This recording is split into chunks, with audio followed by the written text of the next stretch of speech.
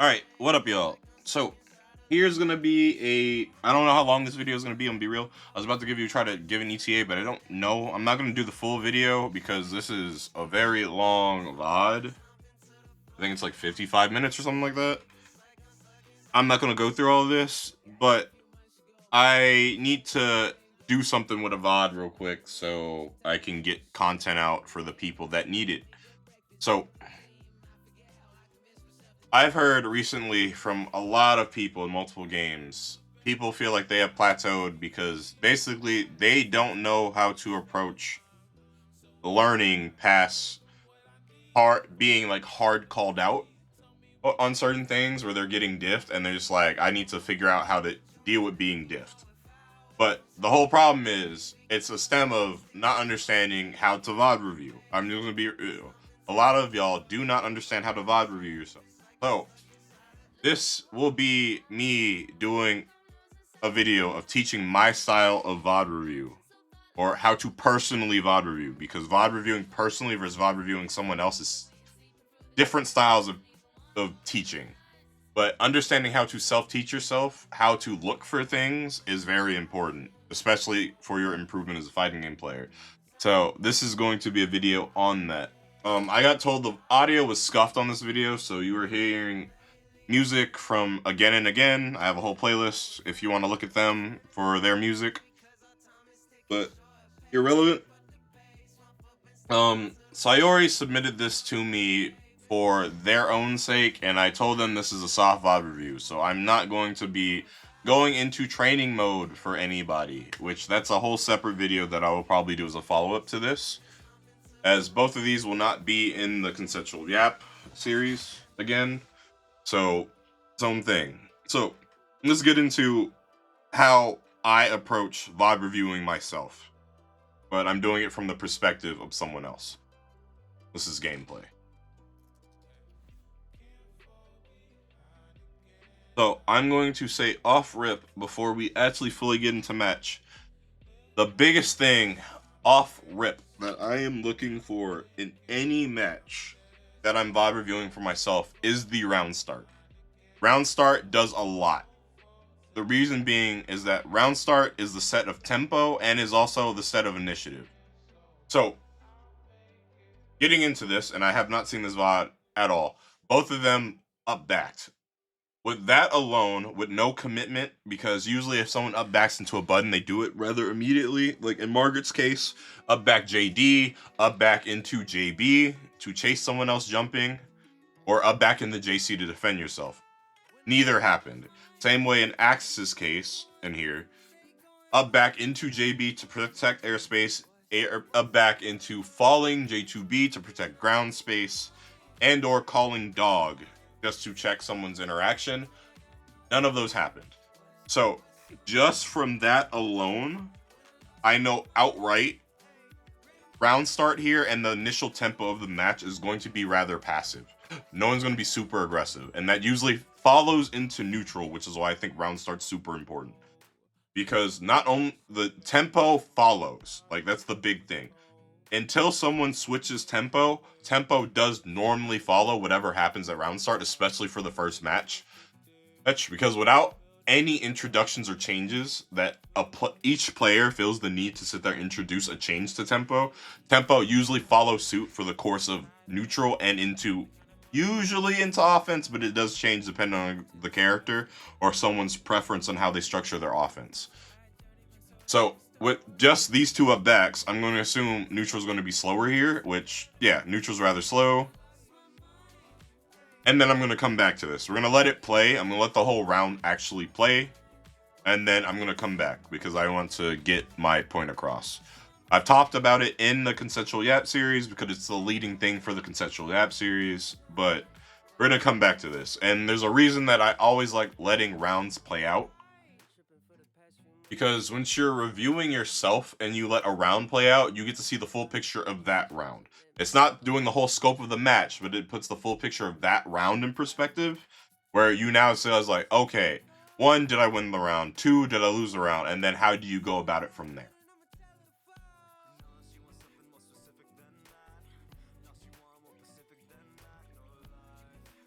Axis, you filthy masher. That was an empty jump low. You filthy masher. Alright, so we're going to wind all the way back to the top. And I'm going to explain where things happened here and what was important. So again, round start, this JD, this was very important because the interaction after this JD is actually where the slippery slope comes from, and understanding the big picture matters. Because the thing about this JD here is that this JD was to forcibly make Axis block, assuming Axis didn't roll, but Axis did roll. So if Axis did block, Sayori's offense would have been started here, they would have been fine. But since they didn't have that case happen, this now means that they need to sit there and start playing defensively, because now they're basically in a position where they haven't fully lost their turn, but they soft lost their turn. And what do I mean by soft lost their turn? So the thing is that any move, most anime fighters, you have landing recovery, regardless if you whiff or not. There's some form of landing recovery, and you have to consider that. So with the fact that you're whiffing a move that air stalls you and you are falling still, now it means that you have to keep in mind, you have to add the time in, the fact that you're going to be in landing recovery. And with Axis rolling here and being at the end of the roll animation, Axis reacts first out of recovery, making it so Axis can actually do something and potentially steal turn. So then it turns to, how do you react to it? So the big problem is this jump. This is actually the bigger problem that starts the slippery slope, because this is how Axis initially gets turn. If you know how Ken works, Ken, also you might have seen it as it happened if you don't watch Persona, Ken is one of the bigger set play characters in the game because of Koromaru, or we should just call Koromaru God. Because Koromaru is more important than actually Ken himself. But the thing is, Ken proper in the air has very obnoxious air tools. J is obnoxious, JB is obnoxious, J2B are also obnoxious. They're all very big and are extremely quick. So just with this alone, with jumping immediately after you whiff something on landing, means that now you have to deal with the fact that you put yourself in a position where Axis can take turn here, which is how Axis gets turn. That is all just because of that JD and the interaction after the JD. Then bad roll, and this is out of the confidence of being able to block this character, because keep in mind, it's very easy to be uncomfortable blocking this character. You're dealing with a pseudo puppet character where you can get sandwiched, you have to block both the dog and block Ken. Like, I get the initiative to wanting to roll out but and get out of the situation, but that is what caused this here. And like I said, it only took the interaction after the JD to get to this point, where this is why the first hit actually happens. Like, a whole 99, 12 seconds pass before first hit, basically. A whole 10 to 12 seconds pass before first hit actually happened. But it took the interactions coming from round start and the follow-up to get to this first hit, and it comes from here. So, from here, big thing is not blocking low. Because you got hit twice. It'd be one thing if you got hit once, but outside of the roll punish,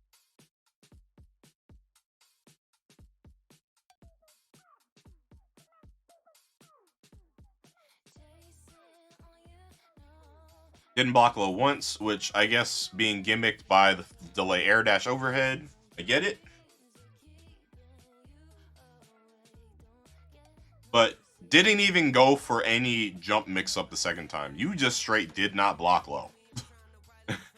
Which is crazy, because outside of that, this character is nothing but lows and mids. That's a general thing for most Persona characters besides certain gremlins. But the character is based off of lows and mids, so not blocking low here is just crazy.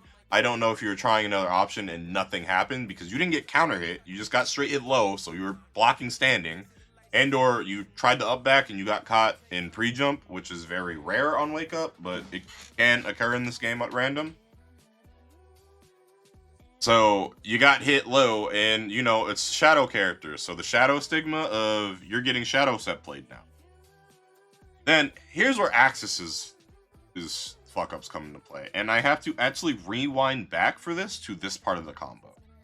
So the thing that Axis didn't pay to, which is also part of his rust, is that he was actually slightly late on his DP here. Doesn't seem like it matters that much, but him being slightly late on his DP here, which to my knowledge of the last time I have practiced Ken combos and done things, your timings can slightly affect this link. And him being slightly late here makes it so the position of the height of the landing here, once going for this J2B, can be off, which makes it so the dog is mispositioned. I like to assume that he actually meant for 2C here, but he somehow got spin because of over buffering. Or no, it was 2C, so his timing was actually just fucked up and off. So it's either because of height or because of the timing being off. This is where now this DP whiffs. That is all because of timing in your own combos, and noticing that is important too. Noticing once your piloting is actually at fault is important, because that also means that you can sit there and narrow down where do you need to polish your piloting, where it's like, all right, hey, I play my character well in these aspects, but I need to tone up this, I need to tone up that. Like Axis is on and off the game whenever, so him dropping things is pretty standard once it's like, I think this is his first time back in like a whole like month, or whenever his last ass beating section was, because he only gets on the game because he has to teach children beat ass. So with this being his most recent belt to ass session, like he knows that from this, if he had the VOD review this for himself, he would know it's like, all right, I need to work on my timings again because I haven't been on the game and I threw here, which is his slippery slope of dying for the whole round. Also, one thing I'd like to say here too, in the Sayori case, they should have punished with 5C here. This is a me thing. You don't have to follow suit, but legitimately, my big thing is that kill people when they should be killed. That was a completely whiff DP. There was nothing Axis could have done. Absolutely nothing Axis could have been done. You should have went for a stronger punish than 2B. Legitimately, like 2B was a soft punishment here. 5C could have been used, whose, I don't remember what her fatal starters are off top if they're not cornball, because I know that the grabs are ones, but I don't know if she has a regular fatal starter outside of J2B. Like, I would have used 5Cs here, because that 300 damage is a difference. Like, 3.8 versus 4.1 is a difference. Like, this is just legitimately a thing. It doesn't seem like the most detrimental thing, but in anime, the thing is, living on Magic Pixel is super common. This is just like super common thing for anime. So the most you can do to minimize the potential for a Magic Pixel helps you in the long run. So here, the punish was great. Axis got punished. The button being used to be punished was wrong. And that's where you have to look at that from that perspective too. Even in your offense, where you have to sit there and think around, okay, is my punish game as good as it can be? Am I using things for the proper punish? And keep in mind, that's not considering you might pilot and drop, but things just getting yourself in the habit of going for the most optimal punish you can in the situation benefits you later. Because that means now you are front loading damage, especially in the case of like normal Persona match. Like if this is not versus Shadow, where Shadow Frenzy was being used here and Axis still had burst, a lot of people, out of the fear of tendency of how the game works, if you see a fatal counter, they normally burst, especially with how much chip Axis has here. Like Axis would probably burst just because you're just not trying to deal with it. So you have to put that in perspective too. So the follow-up, right? So now we're into the nitty-gritty here, right? 3.8, not ideal, but you got your punish in. Axis, why did you mash? I'm assuming it was 2B, but even then, there was not anything here that Axis could have done that was going to beat Marg here, because this is a safe jump setup, one. If you do this properly, JC safe jumps you here. So I don't see why the mash. Like, it was delayed because, of course, landed from empty jump, then into 2A. But it was still kind of goofy, just in concept, which is the slippery slope, which led Axis to getting a loss. Both sides, like, literally, both sides of it. One mistake can slippery slope down, and you have to understand that it's usually not the mistake at first, it's what happens before the mistake, which is why, for the Sayori case, I started way back at round start of how it's slippery sloped for most of the round, because interacting from that round start and follow-ups from that first interaction actually determined how that played out. So, just a big thing off rip, and I'm going to let the new round get here first, then I'll repause. Damn, we watching the full thing. Big thing, and this is why part of big picture matters. When you get hit, and the immediate thing of, because a lot of people look at themselves in Vod reviews like, I got hit by this bullshit, I got set played and all this, and they focus on how to deal with that immediate interaction. Don't start there. Please do not start there. Do not start at where you actively started getting hit and started quote unquote losing. Rewind back. Rewind at least 5 to 10 seconds back and see what interactions played out before that interaction, because that is usually the case. There's something that happened before that led to that, because this never just one thing happens and that's just GG's. You have to sit there and look bigger than just the one interaction. And that's going to be a reoccurrence with this next round. Perfect thing. We're gonna rebound. I'm gonna let the round play out more, but perfect case of why what I just said matters. Nice confirm.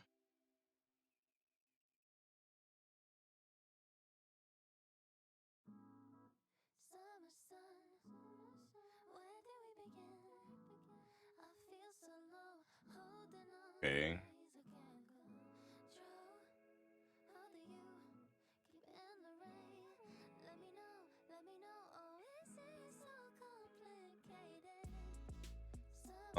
Axis would probably try to avoid using Frenzy here as much as he can, but if he does, he does. Smack! That's crazy. I was like, that's actually super wild.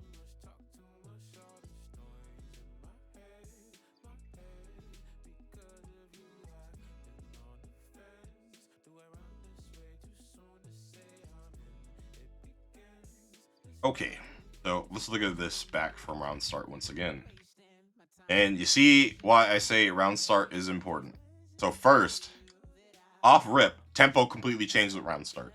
Sayori being the one to take initiative to change round start. Because the first round start for the first round of this match, keep in mind this is the first game, was super passive.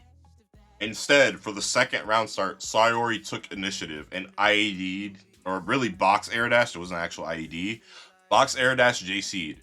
Which, because Axis tried to do the same style of round start besides the dog, that's the only thing that changed. He up back the same way, but then sent out 5C. Thing is, actually put him in a predicament where he lost, because he now got GG'd by the air predicament, because now this set up an air unblockable. He tried the JA, pretty sure blowing, but the thing is, there's nothing he can do with him coming from JC block stun down. So this was guaranteed to be a counter hit or an air unblockable. It was guaranteed. It was actually a guaranteed setup in this case. And this was actually a really good confirm. Slippery slope here. Doing too much. So this was a case of, this was kind of like a look of having overconfidence in the setup, of assuming that someone would get hit, because we went to 2 negative things on block, not just 1, 2. We went for a complete fuzzy guard because we were blocking all these overheads, because if I don't remember if JB's a mid, but knowing my knowledge, for some reason it's not. Oh, it is a mid. Perfect. But JC's an overhead. J2B's an overhead. J2B is negative. Or it's not your turn, really. Then from there, it canceled into something else to save themselves that's also negative. So it made it so you didn't get punished, but it did make it in a position where you lost your turn. Knowing as such, you should have just completely committed to block. Which is what gets you here, because you blocked the first thing, then got hit low again. So you tried to do something, I assume jump, or you transitioned block for some reason. You should have just sat there because of the fact that it just was no longer your turn. As soon as you blocked the 2A, it was no longer your turn. So this is once again Ken being Ken things and people being anxious because Ken doing Ken things. So we tried the mash. It's understandable.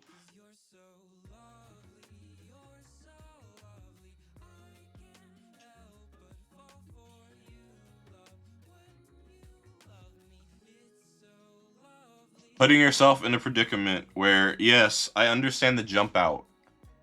I get that. But very important to keep in mind that once it comes to airspace control and understanding whose buttons are better in the air, from an immediate button press case, Ken's buttons will always be better than Margaret's. Because of the fact that once it's 1-2-1 rising, Ken is just outspacing you and or quicker than you. So put yourself in predicament where you put yourself there. Then the next problem, which is also another slippery slope. You got out of the corner. Then you JB'd back into it. Why? You jumped out of the corner. Stay out of the corner. Keep the positioning. Positioning is always king. Even if Axis somehow took turn, the biggest thing is you're out of the corner. Always important to realize that.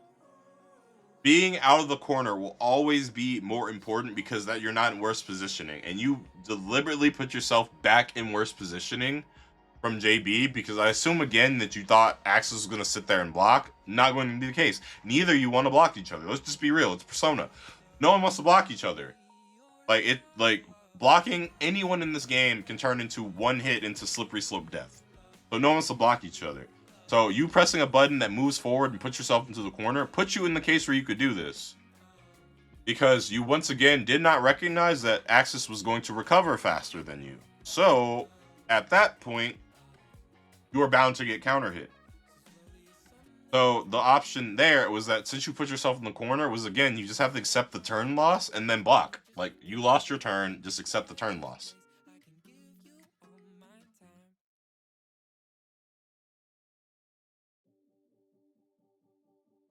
So, nice guard cancel. Got hit, we just didn't block. It's fine.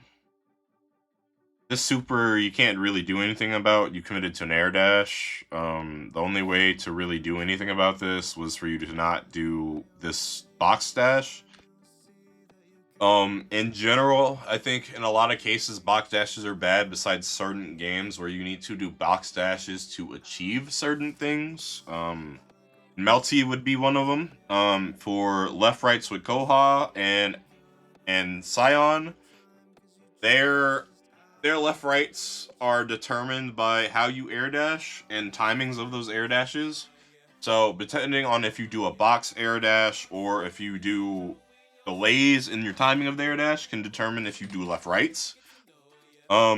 This super, because of the screen flash, is always going to win here, and this is where this case is that you should have paid attention to the meter, and not paying attention to resources is actually a key point here. Because even if you block this, he would RC and it'd be his turn, because it puts him airborne and forces you to block him airborne, because he just IEDs in the JA. But you not paying attention to meter here made it so you put yourself in a predicament where you committing to overcommittal Oki because there's nothing safe about it. The real option would be just jump forward in JC or neutral jump JC. That would have been a better option. Put yourself in the position to get counter hit here. And this super is stupid because even on Shadow, it does 2.2.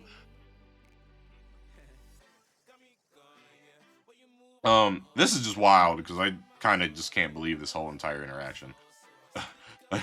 Like, I don't know what to say about this interaction, because this is just, like, wild. Because I assume Axis didn't intend to actually do B-pull? Or if he did, he was assuming that Sayori would block, but they didn't? But it anti-aired that that 5B or JB. It looks like they're barely off the ground, so anti-aired the fuck out of that. Then this, in my case, I find Axis to be slightly throwing. Because this is overcommittal. So this is an Axis mistake, in my opinion. Because again, we're not paying attention to meter. So in this case, 100 meter was achieved. I am immediately going to assume, because low on life and what 100 meter, you know, super OMC, so therefore I can take my turn back. I would immediately assume that. I just don't expect people to block. So with that being the case, this overcommittal Oki, where dog spin is not actually a meaty here, it does not genuinely hit meaty, as you see, which is why the super comes out. On top of the fact that you jumped over someone, air turned, and then air dashed back, you now put yourself in the same situation the Sayori put themselves in, where, hey, guess what? You have to deal with the super. Then Sayori also makes a mistake here, which the mistake is actually not going for a burst safe. So this is where you have to understand burst meta, and you have to play around a burst meta. And I talked about this in the most recent Conceptual Yap video, where the thing about burst meta is that in a case like this, your goal is to actually do a burst safe, regardless if it kills or not, so you can put them at the lowest amount of health possible. You are now playing around the burst to avoid the burst, which is what Margaret has. Margaret has a whole bunch of burst safe where she can still do damage from. So instead of committing like this to get full damage here, which it's reasonable, but the big thing is you're up around, so you have more incentive to quote unquote bait the burst, but at the same time, both of your healths are so low where the commitment means that you are now playing more of a gamble post situation. And this is where you have to now, instead of before, you have to think after, which is why I'm talking about this. Because the thing is, at this point, if this was dash into neutral jump, J22C or J2C, I forget what the input is. I feel like it's 22C. At that point, you could have done a whole burst safe combo. Now, from the burst safe, which I think actually still would have killed here because of the fact that, keep in mind, no awakening, and it probably here it's power slash starter, so I assume it does 4.2. From health range of my logistics of knowing health ranges, I'm pretty sure Axe is at 3.8k total health from the start of this health bar here. So you could have killed from the burst safe and not risk getting hit from this burst, just from optimizing your combo differently. You're still doing damage, don't get me wrong, and if you pay attention to the way the consensual Yap video is, like, I actually think hard baiting burst is stupid. But the thing is, it's not hard baiting burst here. You're swapping your combo for a burst safe, meaning you're still getting your damage, but making it so you're in a position to not get hit by burst. Hence, why hard baiting is stupid. Because any hard bait here, which Margaret can't even really do, because of the way her kit works, especially like with the way that Link normally works there, you put yourself in a position to get hit by this burst, where you could have just done like 22C, 22C, 5C, J2C, JC links from, I don't think I have my cursor available, but basically from like the outer side of the aura of this hit animation here, closer towards before it starts gradienting down from white to clear, you could have just been there and this burst would have been baited automatically and there's nothing could have been done and he would have had a lower health bar. You could have done all that so that way you didn't have to play around this burst and not be in an interaction after this where you return the neutral, which neutral for this matchup's pretty even. It's not the worst thing in the world. But the big thing is the fact that you are now risking it for the biscuit with the fact that if Axis chooses decisions right, you now have another round, which you could have been pretty in the clear, which is what happened. That is all because of one slippery slope interaction with the fact that Axis did something wrong, then you just didn't really pay attention to how the interaction was playing out to sit there and interact with your combo selection properly.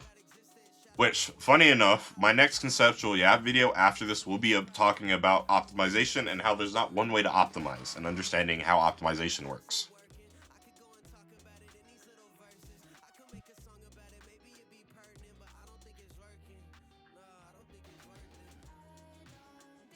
So, new round. So let's watch it play out. And immediate thing to notice from the new round start, went back to being passive. So both sides went back to being passive here.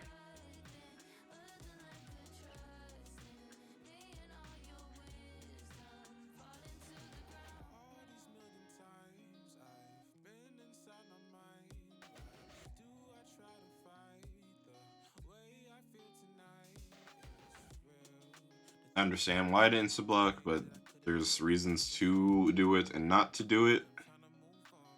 Nice actual roll.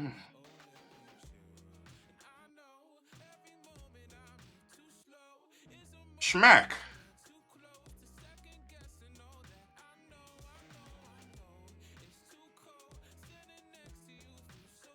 Ooh. That was a grave mistake. Does this kill? Oh, we drop. I guess it's fine. We dropping. Spaghetti. Okay.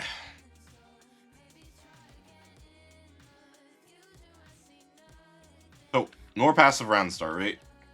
But the big problem is Axis put himself in the same predicament. Tried the JA again. Literally lost the same thing. But the convenience here is that drop the combo, because I'm assuming Sayori assumed that it was going to be lower than it was, so they tried to assume that they got like the actual proper anti-air and it was lower, but like not to the point where you can commit to doing a 2C. So they preemptively tried to sit there and try to go for like a medium height anti-air combo. So from here, it gets into the mistake. Overcommitting. Know your block stun. JD does not have that much block stun. It is very dependent on the momentum of this character here. You upped backed with no momentum forward. So because you have no momentum and you can still do air actions, you're not falling already or not in the process of falling. This makes it so this air dash is super overcommittal and makes you completely deserve getting anti-aired here. Completely as a dog, I would assume that Axis would have tried to 2B you, but he took it for the positioning. It's actually very smart on Axis, where instead of going for the punish with Ken here, let the dog do it from behind, so that way he can get the positioning. And he knew he couldn't follow up, because the most he could do is attempt the sweep, but after roll, there's no recovery for that. With his recovery from roll, so he just took the positioning. Empty jump low, we get hit, it's fine.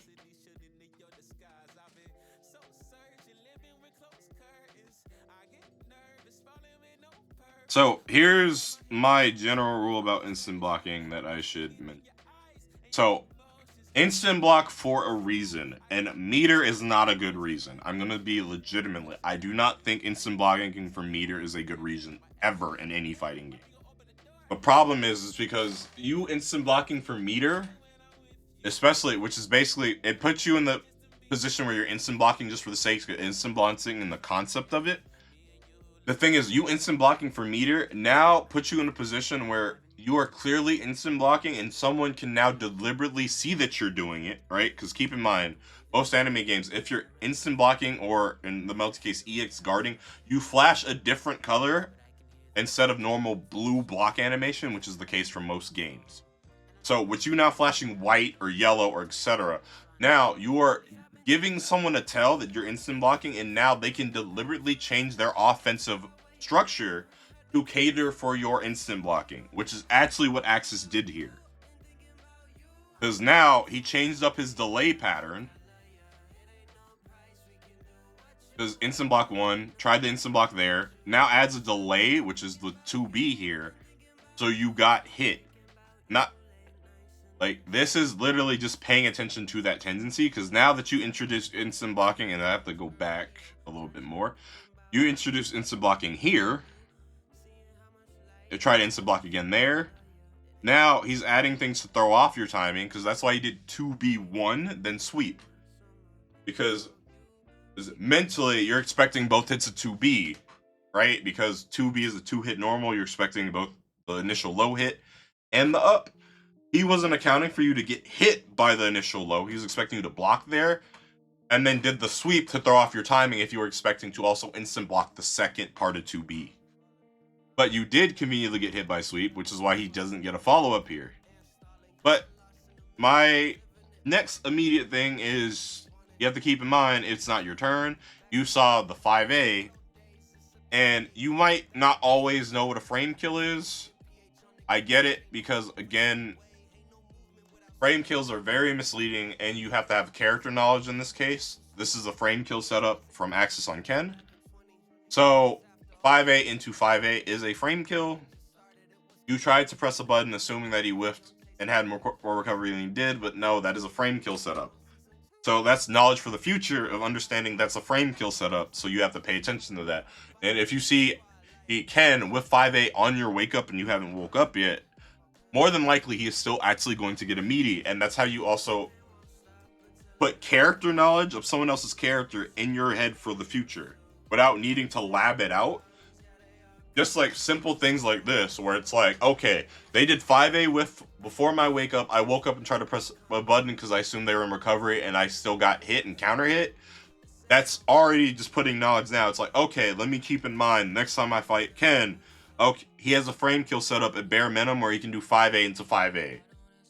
If you are newer to fighting games and you do not know what a frame kill setup is, a frame kill setup is deliberately whiffing a normal or normals or moves rather on your opponent's wake up to forcibly time a meaty for yourself.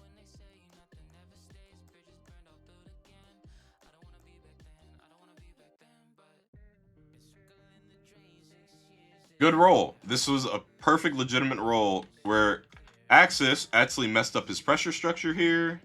The 2A whiff kind of screwed him because the 2A making it so he wasn't in range like he originally meant. So with him not being in range like he originally meant, allowed for this roll to happen. So nice roll, punish, right? Cool. We are overcommitting again. So just from my perspective of this, knowing that you have been anti-aired by the super 3 times, you need to change your approach to Okizeme. So that way you don't get hit by this. Do not get, if you got hit by this option multiple times, meaning it's now been introduced to you multiple times and you're now need to understand you are getting conditioned on defense, or your offense is being conditioned by defense. Conditioning goes both ways. I haven't done the conditioning video yet because I'm going to try to find a set that I need to dive into how conditioning works for it. And that's like a whole separate thing. But a big part of conditioning is understanding it works both ways. And if you've been hit by a anti-air super once, you need to be expected once. If you get hit by it twice, you need to now keep in mind this can happen to you. You need to change your approach so you can cater to it. You didn't change your approach. So this is the 3rd time you've been anti-aired by this stupid super. And just getting set played, nothing you do. Not committing to your turn here is what made you throw. Completely, this is the throw. You actually threw the game for yourself. Because now you are put yourself in a position where, keep in mind, you bursted Axis into the corner. So this now means that you have the positioning advantage on top of the fact that it was a counter hit burst, right? So he has to hard wake up, meaning that literally you have legitimate Oki here. You could have did micro dash meaty 5A. He had to hold that. But instead of doing any ground button to confirm your turn, you jumped air dash back trying to bait the super. Now, waited too long, and funny enough, you still would have got hit by the super.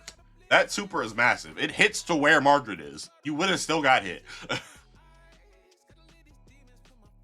So you tried hard to bait the anti-air super interaction, or bait a throw, whichever or, and that puts you in a position where you actually threw your offense away, and that's how Axis ends up getting his turn back here for a bit. Because now, the slippery slope of interactions,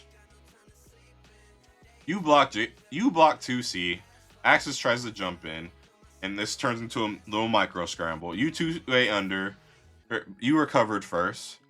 access blocks, but the thing is, he has meter to guard cancel, because again, you never address the meter problem, right?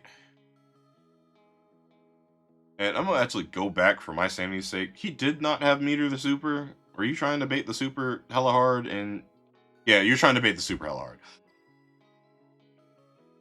And yeah, it would have just still hit you. So you get guard canceled because he held on to his meter into the corner. So now it's his turn. You got set played. So you got hit by the 2A, try to mash. He drops. Cool, but it's still not your turn. You didn't block low. Again, character mids. He's all the way over here. What overhead does he have outside of AoA? Which there's a tell for AoA. So then you got hit. We're dropping things still. Yeah.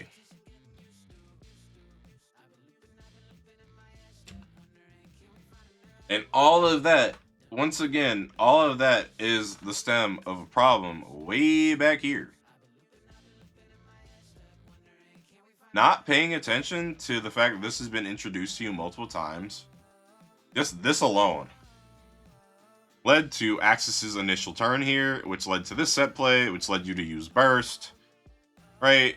Then you didn't commit because now you realize that the super is a problem, so then you tried to bait it, but the thing is that you had other options of holding your turn and offense here, especially keeping in mind that you had meter yourself. So there's many things you could have done. Like you could have sat there and did like disjointed 5A. You could have sat there and you could have said, fuck it, we ball, and used all your meter. And this is one cornball thing that I don't see Margaret players do, but it's always an option. You can sit there and do Ponta Ray and just send out the fucking wind and make that block a 0. Because they can't interact with it other than block. If you don't have projectile invul or some way, it's like you have to block or you have to roll it, and then the roll's a commitment because it's not like she doesn't have fast recovery on it, right? So you threw your turn away, and then it's just a slippery slope of scrambles and not paying attention to the fact that, like, because you tried to do something for baiting something that you kept getting hit by earlier that you weren't baiting, you slippery sloped yourself into a losing position. Like, just that alone, like, by itself, just slippery slope yourself into a losing position here. And that is how the rest of this round got determined, and you end up losing the first game.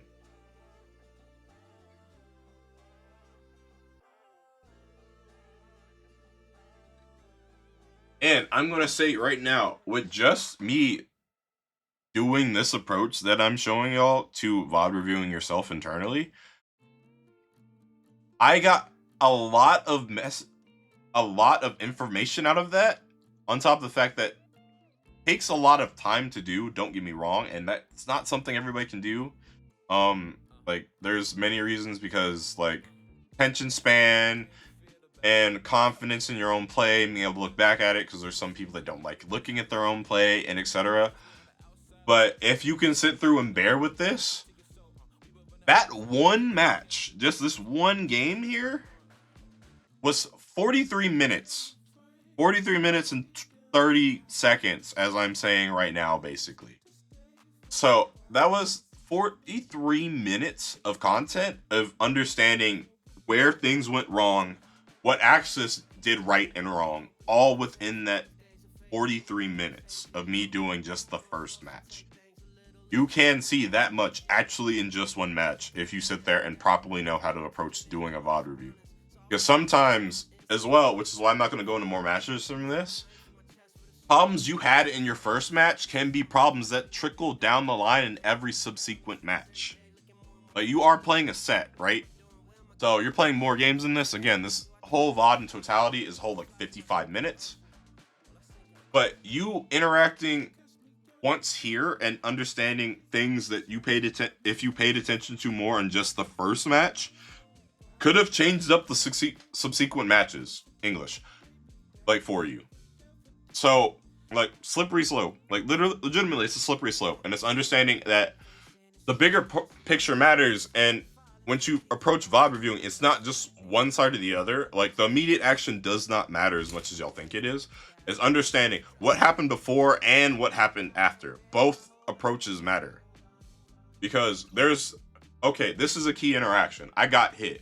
But you have to keep in mind, how did you get hit and why did you get hit? Which is why I say immediately, where you got hit, from there, where you see that interaction, if you're not seeing it in the steps I'm pointing out as I went, because I kind of broke it down in every step all the way, instead of breaking it down in, here's a key moment, let's go back.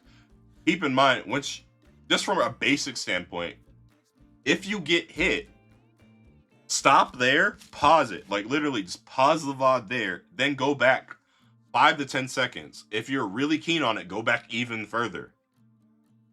Go back 5 to 10 seconds already, and then see from beginning to that point what interactions happened which led to you getting hit, because it can be the lead up interactions. Like I said, with Axis getting anti-aired and getting jailed, him blocking JC from Margaret the way he blocked JC led to him getting anti-air jailed twice. And that's just something that can be preventable, of understanding that's a situation that can occur. So how do you prevent that situation? And this is kind of going into more of a life thing, but the best way to prevent, to not be in a situation, is to prevent the situation altogether. So the more you can prevent things by having the knowledge of, this happened to me once, how do I prevent it, can help you. Keep in mind, it's fighting game, so you're not going to be able to prevent it. You're not God. You're not almighty. You're not going to be so good at fighting games you never get hit. You're going to get hit. Like, let's just face reality. You will get fucking hit. We all get fucking hit. But the big thing is understanding how can you minimize that as much as you can by having knowledge to back your decision making. And understanding this approach helps you on both ways of the spectrum, because of the fact that now you sit there's like, I got hit by this, but it happened because of this. So how do I prevent this so I don't get in this position? And then to take it a step further, you go back and then it's like, okay, I got hit here. How did I get hit? Why? At this moment. Was there a way for me to not get hit here? Like, did I just block wrong? Could I have actually reversaled? Like, one thing I haven't seen from Sayori in this whole entire set, funny enough, I've not seen Marg's actually DP. She has a grab DP. I've not seen that DP at all. It was never introduced. I will talk about more of the introducing things in the conditioning video, which will be its own long thing. But understanding you have tools to introduce. You do have choices of when and where to introduce them. But you have to keep those in mind. And it goes both ways. Neither of these players introduced throw in that first match at all. None of them used throw. So throw was never used. 5D and 2D, which are also tools for Margaret, which are command grabs via persona, never used. Like, so things that to see in your match, it's like there's so many, and it's just that you have to understand how to go back and look. And that's why my approach is so big picture oriented, both to why the conceptual Yap series is the way it is, plus this VOD reviewing video, is that once you look bigger than the immediate, I got hit, I'm bad, blah, blah, blah, blah, blah, and look around, and I mean that legitimately, look around for before and after and things that led up to how you got hit, it tells you where to sit there and be like, okay, because this happened, let me rework to sit there and prevent this from happening so I don't get hit like this. And that approach alone can lead to a lot of things. The same way understanding the after of, like, in this case, you know you're dealing with a set play character. So you didn't block low multiple times. You got caught for instant blocking. You might need to change your approach to how you play defense about this character, because you got caught by rolls, you got caught not blocking low. Like, you might need to change your approach of how you're actively looking to interact with this character. And it's not that those options are bad, it's understanding when and where you look for them, because you had one successful roll and that was because of something else, and also looking for where those things add up to, which is why once you VOD review, do not look at just you, look at your opponent. You don't need to completely understand their character, but you need to look at key moments where you were successful and understand the why. You need to look for key moments where they got the up on you and understand the why. It is a two-way street, and understanding that two-way street. So with that, this is a 50 minute fucking video about how to VOD review yourself, y'all. So I hope y'all who decide to tune into this video, English is terrible for me. I hope you appreciate it, because this is a video that I usually don't do because of the fact that there's other videos about VOD reviewing out there, on top of the fact that I always knew this was going to be long, and it's just hard to not do this long because it just takes time. And it's one thing if you're VOD reviewing for someone else, because then it's easier to point out key points, because you're just like, hey, this happened, you should be paying attention to this. But in the case of VOD reviewing yourself, you need to take it a step further and understand both sides. It's more where you need to really look at like the whole picture again. The bigger picture matters. Thank y'all for tuning in. Yeah, this is a 51 video now because of all this talking I did on the back end. So I'm gonna let y'all go and let this upload in literally right after I get done. So later, y'all.